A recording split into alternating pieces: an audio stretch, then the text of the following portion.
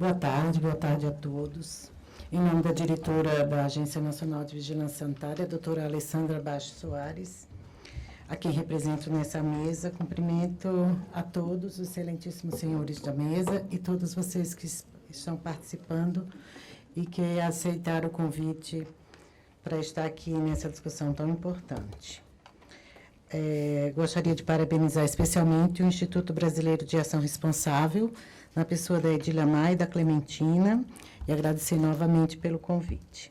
Quando a gente fala de vigilância sanitária, a gente precisa entender, principalmente nessa discussão hoje que se faz aqui, que o campo da saúde ele vem se desenvolvendo a passos largos. São novas tecnologias, a gente fala de antigas tecnologias, de acesso a produtos e tecnologias básicas, mas a gente está avançando em muita coisa nova, que vai, com certeza, trazer melhor qualidade de vida para as pessoas. E isso traz uma grande missão, um desafio para a nossa missão de regular o risco. Então, a vigilância sanitária trabalha em função de diminuir, prevenir e eliminar risco à saúde. A gente fala que cuidamos das coisas que interferem na saúde das pessoas.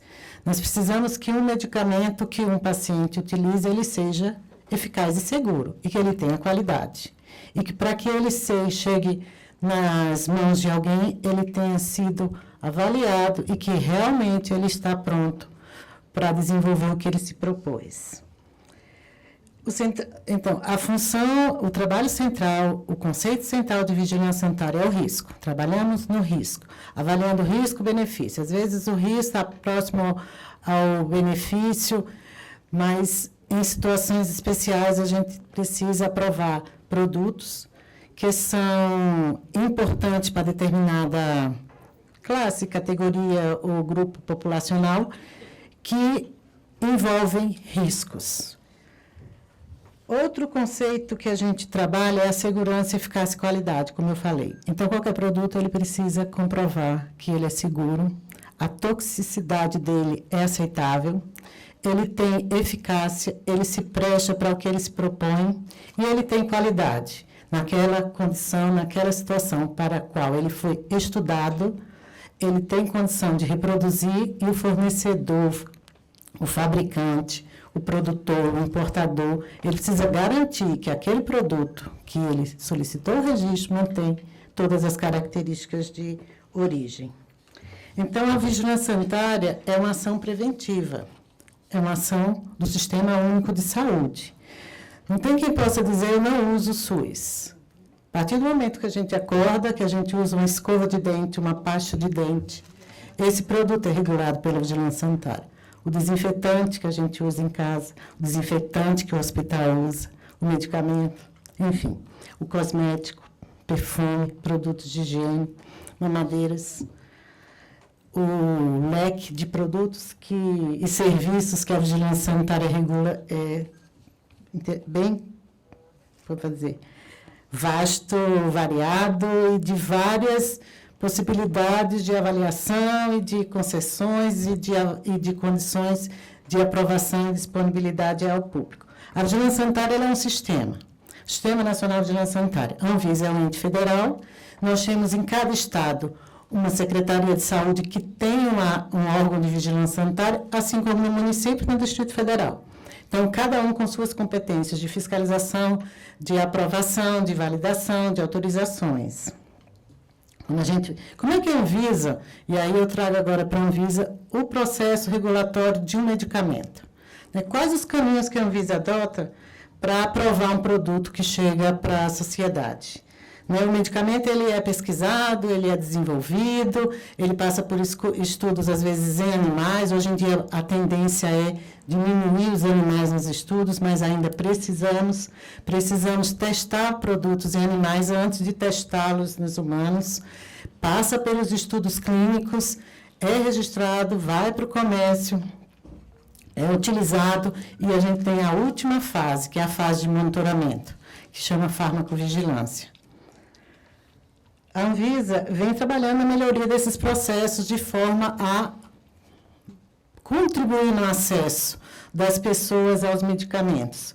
Então, foi publicada uma lei E a Anvisa teve que se adaptar para reduzir o prazo que o medicamento leva, desde que entra um pedido até a sua liberação.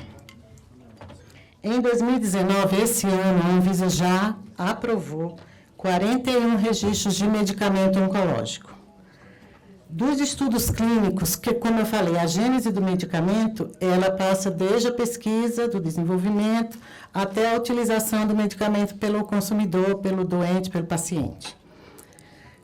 Estudos clínicos são aprovados pela Anvisa. A maioria dos estudos que são solicitados à anuência para começar o estudo com o paciente de novo produto é para medicamento em oncologia, 42%.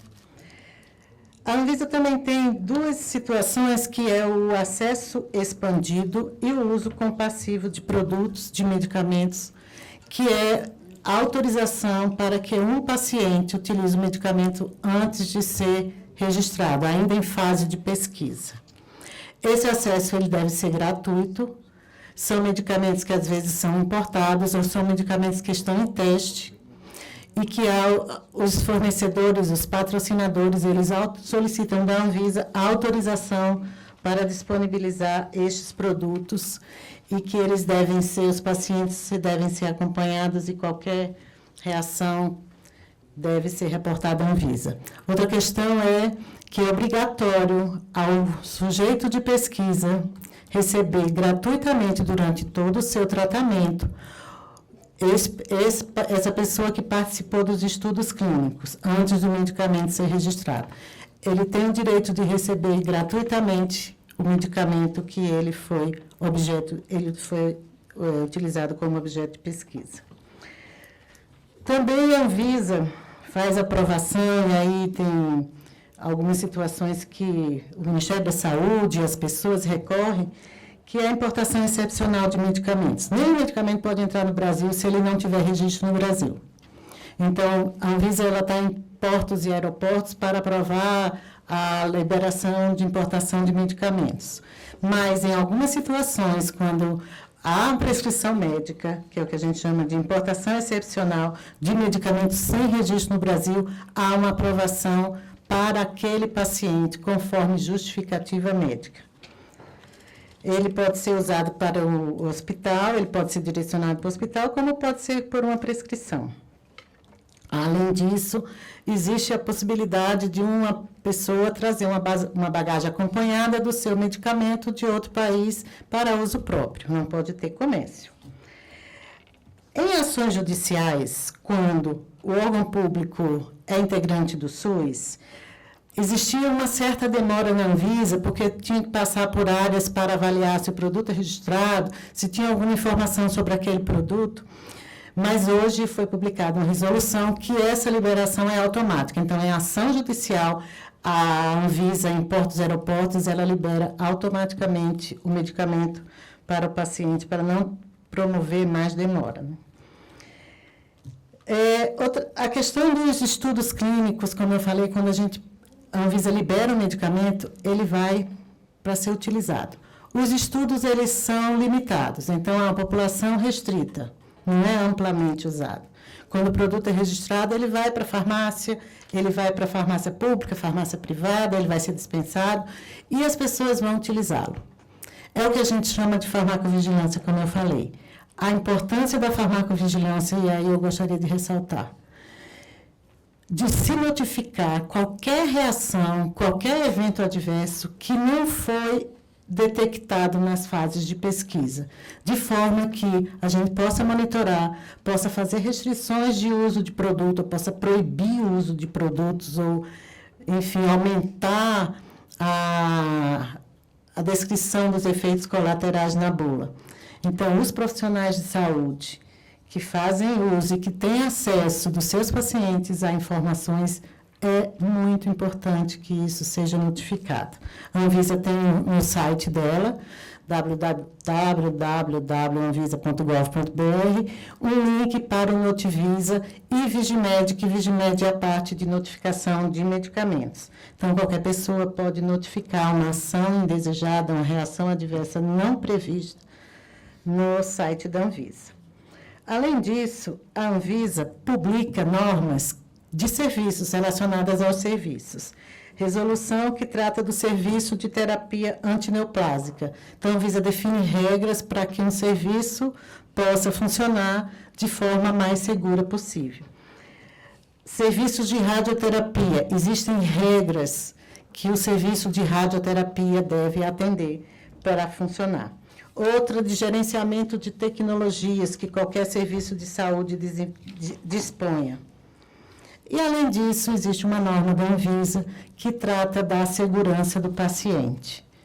Quem não conhece deve procurar, é fácil encontrar na internet a resolução que trata de segurança do paciente, que todo paciente tem direito.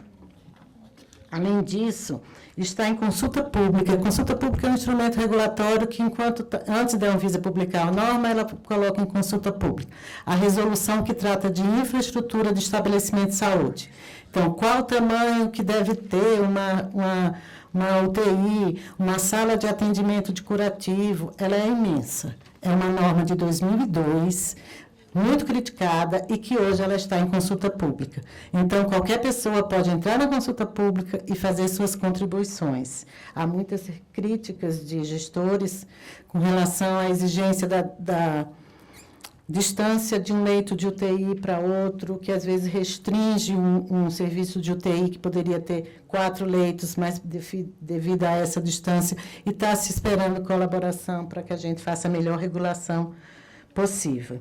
Além disso, a gente tem, hoje já foi falado de novas tecnologias como a medicina personalizada, o uso de evidências em tempo real para avaliar a segurança e eficácia de medicamentos.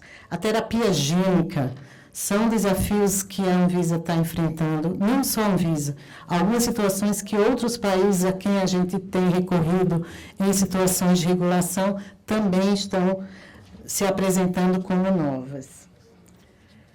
A Anvisa, por fim, para dizer que a Anvisa está fortemente envolvida em melhorar o acesso, trazer para as pessoas, no menor tempo possível, a disponibilização de tecnologias, seja medicamentos, produtos, equipamentos e toda a diversidade de serviços e produtos que a Anvisa regula. Eu quero agradecer a oportunidade, parabenizar novamente e desejar sucesso ao que vem. Obrigada.